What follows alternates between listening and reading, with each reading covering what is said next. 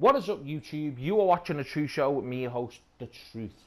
Today I'm going to be doing a quick fire review for The Last of Us Part 2. I'm not going to be putting any gameplay footage in it, just because I don't want people, I don't really think it needs to be in it for a review. Just so you're aware, spoiler alert, I'm going to be talking about certain elements of the story. If you don't want to know nothing about the game, then switch off right now. If not, let's get into it. So, did I enjoy The Last of Us Part 2? Yes and no. The no's. The story was terrible. Well, not completely terrible. There were moments of good writing there. But overall, the story, it just wasn't good. It's a shadow of its former self. It's not the same as the last game. Parts of the story that I didn't like. Have to say, the whole revenge is a bad thing narrative getting forced down your throat constantly. You don't need to force it down our throats constantly, Naughty Dog. We understand. The way you do it is like we're idiots and we don't get it. We get it. You don't have to constantly force that narrative down our throats. Characters. Some of the characters are well written, some of the characters are good, such as Ellie, Jesse, Tommy. Those characters were my favourite three. Dina, who was Ellie's love interest, wasn't really a fan of her. Any of Abby's crew, didn't really give a crap about any of them, to be honest. And Abby, hated her, absolutely hated her. Story elements are hated. Joel dying within an hour of the game, extremely bad decision. Abby, the character who killed him, you then have to take control of halfway through the game, and then you have to play another half of the game as this character, hating her the entire friggin' time. You hate her. Naughty Dog try and do this thing where they're trying to make Abby seem like this sympathetic character, trying to get you to understand where she was coming from, but it didn't really work for me. I just hated her fucking guts. Hated her completely. In fact, when we got to the point where I was having the encounter with Ellie in the theatre, where you have to control Abby and fight Ellie, I found myself spending an entire hour just letting Abby die. Just running Abby in front of Ellie and letting Ellie shoot the crap out of her, in some random hope that maybe this would end the game and Ellie would have her finality, but it just wouldn't let me. Gameplay mechanics that I didn't like. I didn't like how the enemies in certain encounters seem to be alert to your position at all times. They always seem to come to where I was hiding, no matter what. They would all come towards me. I would change position, and then the enemies would then follow me to that position. It was like, Jesus Christ, do they know where I am constantly? The gunplay on it seems clunky, but can be fixed. If you higher your sensitivities up, it lets you aim and move quicker and stuff like that, so it's not really that much of an issue.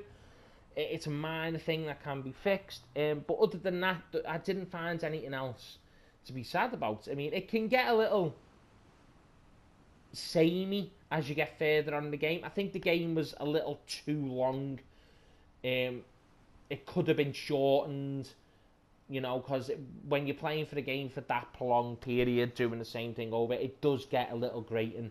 I mean, it doesn't detract from the gameplay, but still, you could have shortened it and it would have been a lot better. Stealth elements, I like how you can go prone and hide in different places now. I like how you can now do corner takedowns as well, instead of you having to be right behind someone. I liked the new variation, things I liked about the game. This is this list now. I liked the new enemy variations, the shamblers, difficult to deal with, and extremely dangerous if you get within close range. A lot of fun dealing with them. The new stealth sort of infected, who were called stalkers in the game, added this element of, oh my god, where are they going to come from, because you can't see them in listen modes and they hide like into the walls, and you can walk past some certain fungal wall things and these enemies will just jump out of the fungus and grab you and stuff, and they always work in twos. So they were sort of an excellent addition to it. There's a part when you're playing as Abby, you have to fight a monster who is called, I didn't know until I went into the extras. Let's just have a little show. We'll go into the model viewer and we'll show you the enemies. Called the Rat King. This is like a bunch of infected, all molded into one over time, and is one scary ass monster that you have to fight.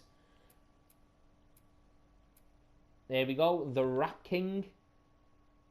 This enemy is creepy as hell. You have to come across him as Abby, and it's one hell of an enemy to fight. It takes a while to take him down, but he is takedownable. Where are the stalkers? There we go. These enemies are the stalkers, the ones that are like stealth enemies that you have to fight. And again, I have to say that Naughty Dog have done really well with the character models and stuff like that. Things look great. So the enemies are fantastic, varied, get you to think in different ways. The graphics and the way the game looks is absolutely fantastic. It's just beautiful. As expected from Naughty Dog, the environments are just, they're fantastic. I never had no graphical problems throughout the game or any frame rate drop issues. Everything run extremely smoothly. I had one issue where I phased to the ground in an underwater section, but it only happens once and it never happens again. I never encountered any glitches, any crashes, nothing. The game run buttery smooth, no issues whatsoever. So missing the multiplayer again is another thing. I don't know if I've said it. Where's the multiplayer? It's not here. It was one of the best elements of the last game, but it's not in The Last of Us Part 2. I hope to God they're not going to do it as like DLC or something like that. Just please no, okay? If you're going to put it in at a later date, please God let it be free, because if it's not, that's just going to make it even worse. So final verdict for the game. What would I give it out of 10? I'm sort of stuck between, so I'm going to give it a 6.5 out of 10. There are elements that are bad about the game, but there are also elements that are good about the game. I don't think it's a complete dumpster fire, and I don't think, as a lot of people are saying, it's a 1 or 2 out of 10. Again, but I don't agree with all the other, aka, air quote, professional game journalists who are all giving this game perfect scores. It is far from perfect, but it is also far from a dumpster fire. It is more like a 6.5 out of 10. So I hope this little review gives you a little insight into what the game's like. If you've got any questions about the game or want to know what I think about certain things or anything like that, then don't hesitate to ask, guys.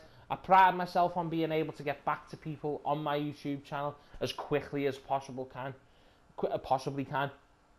But I want to thank everyone for watching, guys.